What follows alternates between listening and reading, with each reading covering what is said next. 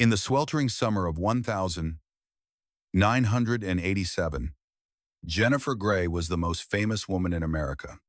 She was Baby Houseman. She was the girl who taught a generation that nobody puts baby in a corner. She possessed a face that was unique, soulful, and undeniably real. But look at this photo from just 5 years later.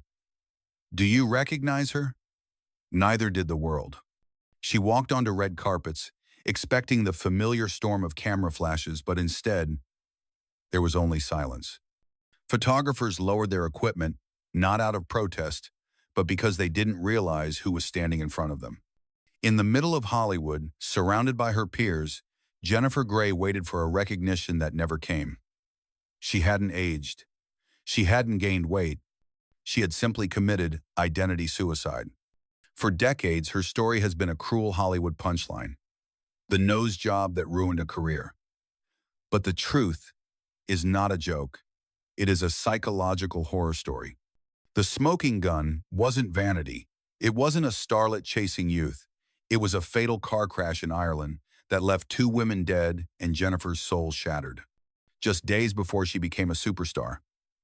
It was the ghost of a mother's voice whispering that her Jewish heritage wasn't safe for the screen.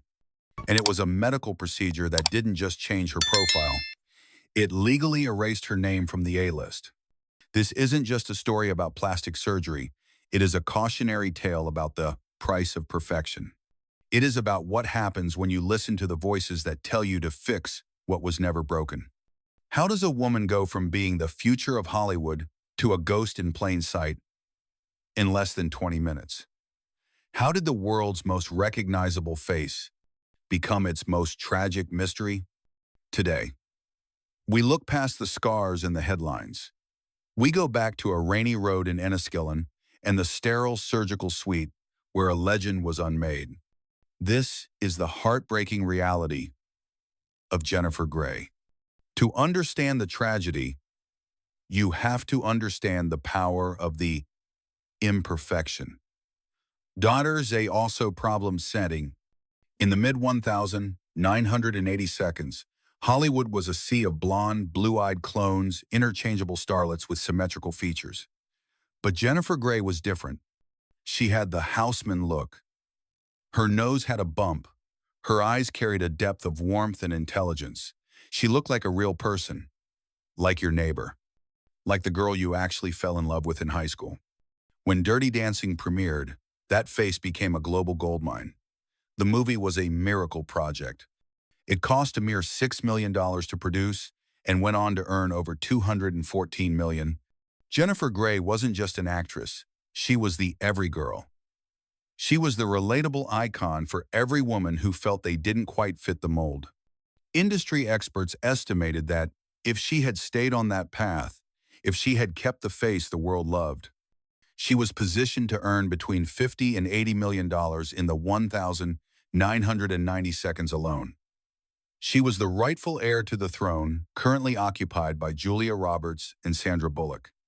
But behind the radiant smile on the posters, there was a hidden antagonist, her own mother, Jo Wilder. Jo was a former actress who had navigated the brutal, often anti-Semitic landscape of old Hollywood in the 1,950 seconds. She believed that to survive, you had to look Anglican. You had to look safe. You had to erase your heritage to ensure your employment. Jo had fixed her own nose years prior, and she drilled that insecurity into her daughter like a surgical needle. Jennifer resisted for years. She knew her face was her signature, the map of her identity. But the cruel voice of fate has a systematic way of wearing down even the strongest spirit. Jennifer was about to face a trauma so severe that it would fracture her confidence and leave her vulnerable to the very voices she had tried to ignore. She was about to step into a rented BMW with Matthew Broderick and drive straight into a nightmare that would make the fame of Dirty Dancing feel like a blood-stained curse. The collision wasn't just metal on metal. It was the moment the before and after of her life were severed forever. The 5th of August, 1987. Just days before Dirty Dancing was set to premiere and change the cultural landscape of the decade, Jennifer Grey was on a secret vacation. She was sitting in the passenger seat of a rented, charcoal gray BMW 316. Driving the car was her boyfriend, the golden boy of the 80 seconds, Matthew Broderick. They were young. They were in love. They were the industry's it couple, hiding away from the looming storm of superstardom. But the cruel voice of fate was waiting around a wet, treacherous curve in the road. In a split second of tragic confusion on the narrow Irish lanes, Broderick crossed into the wrong lane. There was no time to brake, no time to scream, no time to rewrite the ending. They collided head-on with a red Volvo, driven by a local woman named Anna Gallagher. Beside her was her mother, Margaret Doherty. The two women in the Volvo died instantly. Their lives were snuffed out on a Tuesday afternoon. Jennifer sat in the wreckage, physically alive, but spiritually shattered. She sat there in the drenching rain, smelling the metallic scent of gasoline and the acrid bite of smoke, realizing that her golden moment was now forever stained with blood. She wasn't the star of the summer anymore. She was a survivor of a tragedy that had taken a mother and a daughter from their family in an instant. 5 days later, Dirty Dancing premiered. Imagine the psychological torture. The world was falling in love with Baby. They were cheering for the dance, the lift, the romance. Jennifer had to walk the red carpets under the blinding flashbulbs. She had to smile for the talk show hosts. She had to perform the role of America's sweetheart, the ultimate symbol of innocence and joy. But inside, she was screaming. She later described the experience as a fracture of the soul. She said, "My body was broken and my head was altered. I became America's sweetheart within 5 days of the accident. The juxtaposition of that deep sorrow and then being celebrated as the toast of the town. It just didn't feel good. It didn't feel right." This was the specific scene of her undoing. The applause felt like an insult to the dead. The fame felt like a punishment. She felt a corrosive survivor's guilt that told her she didn't deserve to be seen. She wanted to hide. She wanted to disappear. She would soon find a surgeon who would help her do exactly that. While the public saw a rising star on magazine covers, Jennifer was fighting a war on two invisible fronts. The first front was physical.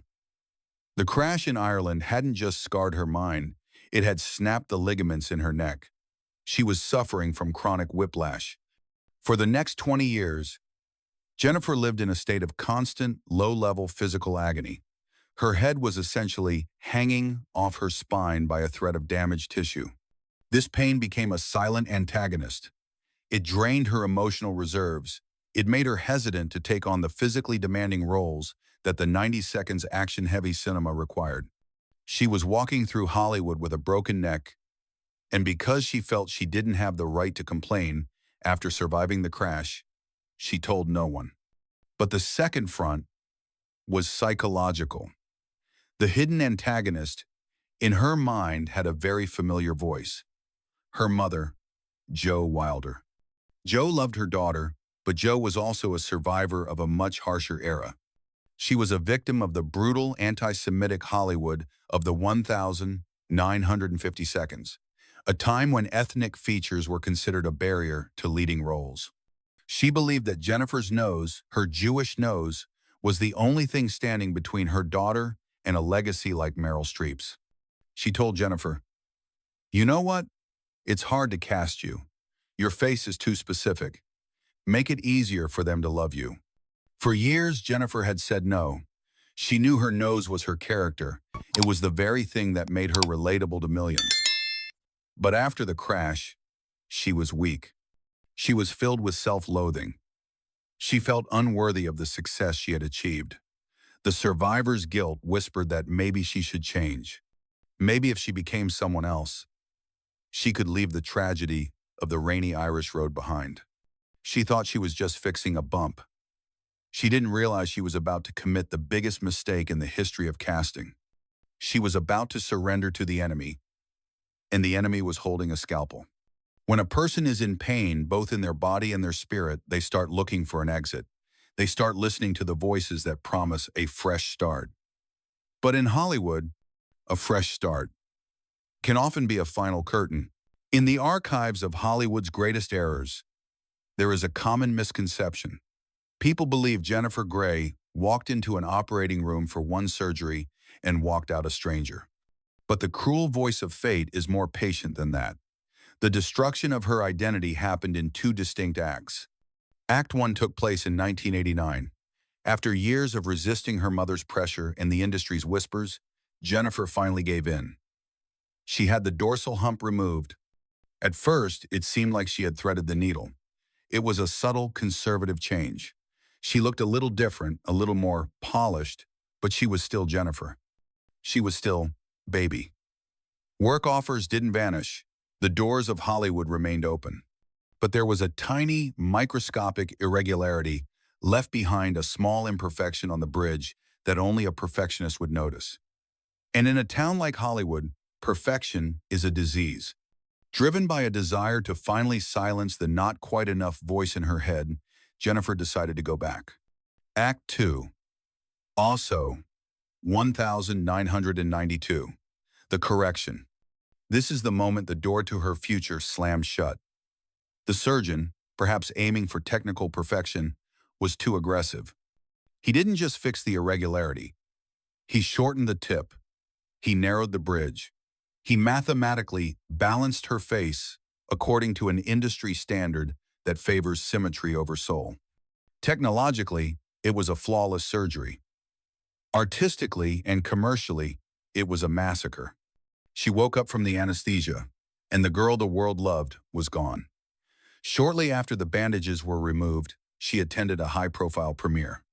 She stepped onto the red carpet, her heart likely racing, waiting for the familiar storm of flashbulbs, but instead, there was a terrifying vacuum.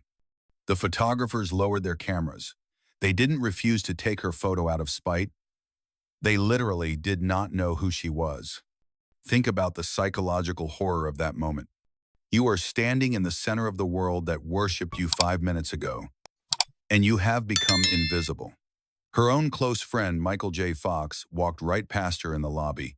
He didn't recognize the woman standing in front of him until she spoke. She would later describe it as the nose job from hell.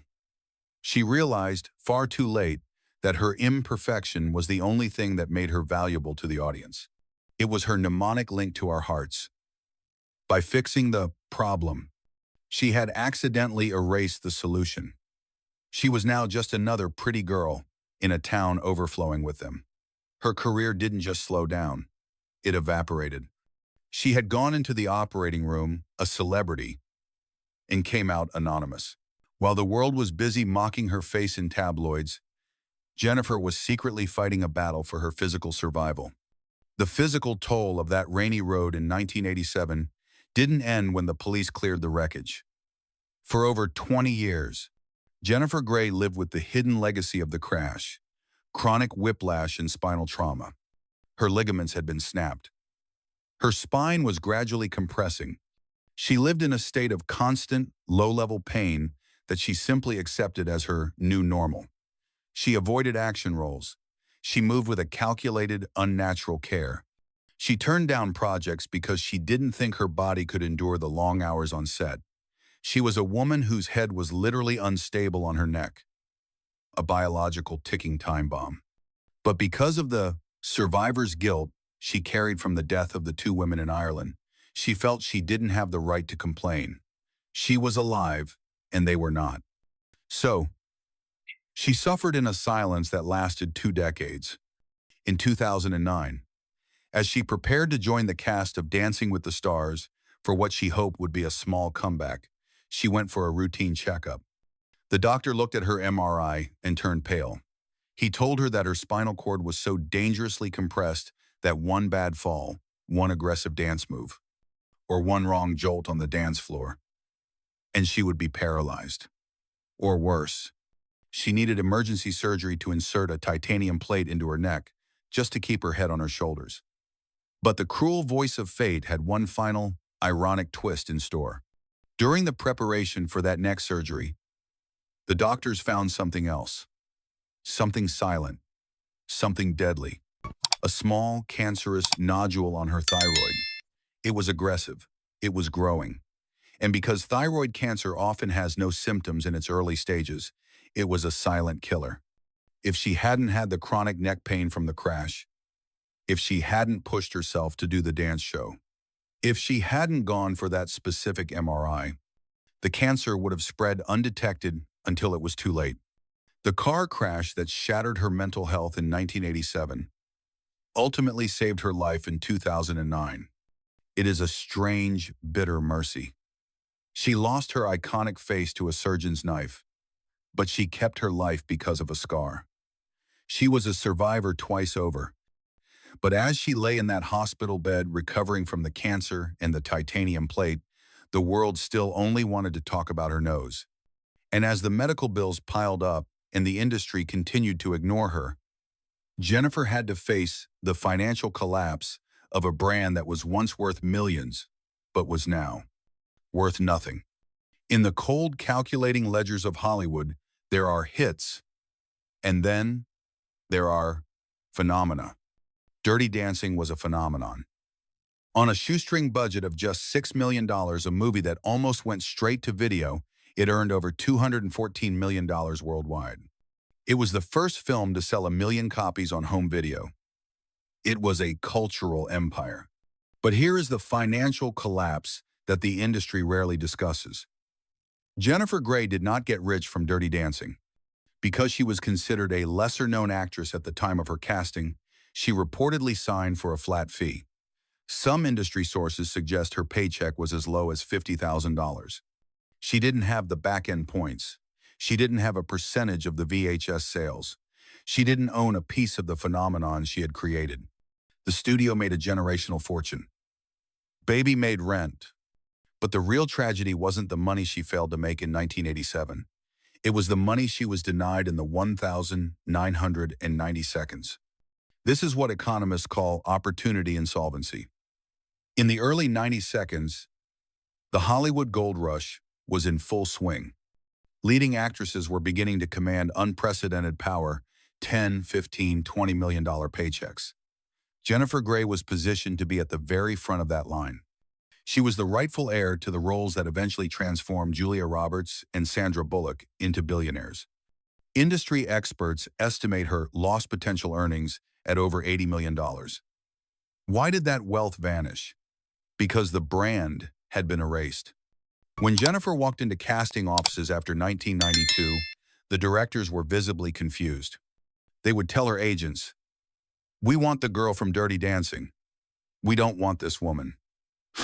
Omni round, nosed mater was a pause. With acted scene, she was forced to re-audition for roles that, weeks prior, would have been offered to her outright. She went from being an A-list icon to doing movie of the week specials just to maintain her health insurance.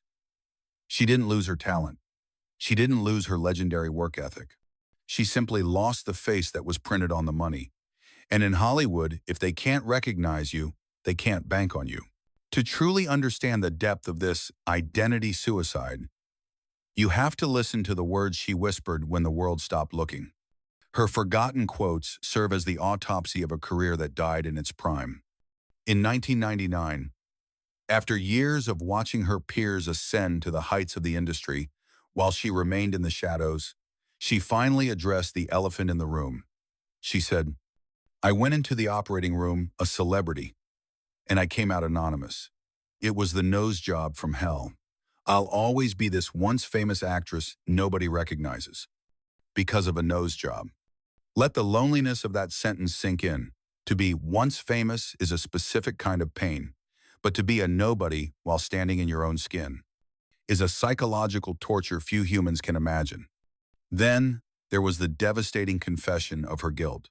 In 2022, looking back at the very week the world was celebrating her as a superstar, she revealed the darkness behind the fame. She said, "I became America's sweetheart within 5 days of the accident." The juxtaposition of that deep sorrow, that soul-crushing survivor's guilt, and then being celebrated as the next big thing, it just didn't feel good. I didn't want to be the toast of the town. She was finally telling us the truth. She had subconsciously sabotaged herself.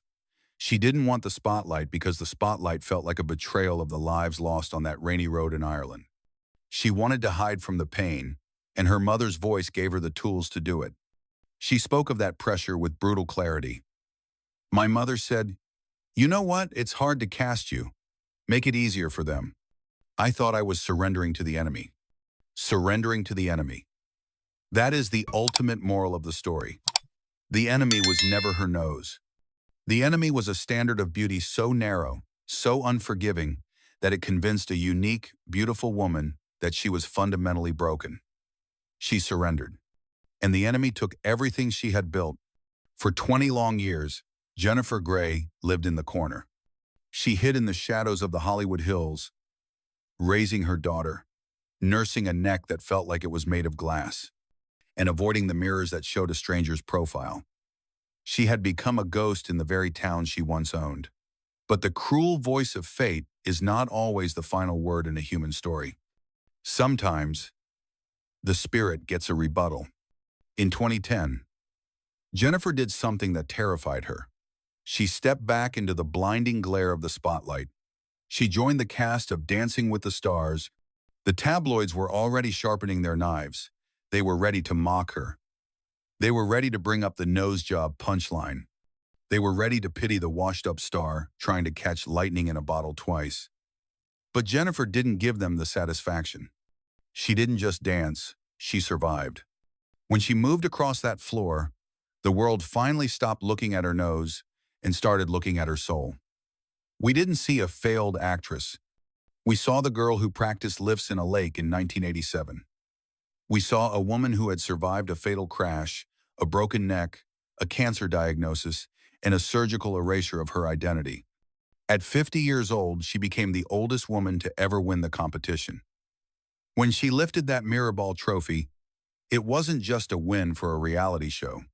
It was a reclamation of her agency. It was the moment she stopped asking permission from Hollywood to exist. Today, Jennifer Grey is in her 60s. She has written her truth. She has stopped trying to fix the story to make it easier for others to hear. She has accepted that she is a survivor of both tragedy and the industry's narrow definitions of worth. She is a reminder to us all that you can lose your face. You can lose your fortune. But you only lose your rhythm if you choose to stop dancing. She is the woman who vanished, only to find herself again in the music. So, what is the ultimate legacy of the face that vanished? Jennifer Grey is the definitive lesson in the price of perfection. She taught us that our flaws are not mistakes. They are our signatures. They are the map of where we have been and who we are meant to be. We live in a digital world that tells us to filter, to tuck, to correct. But Jennifer's story screams a warning from the archives. When you fix the imperfection, you might just break the magic.